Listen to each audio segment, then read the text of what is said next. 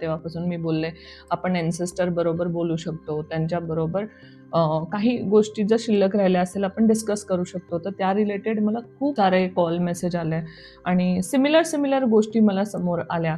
अचानक आपला जिवलग माणूस आहे ना, आपल्यामध्ये होता आज आणि उद्या तो नाहीये. ओके.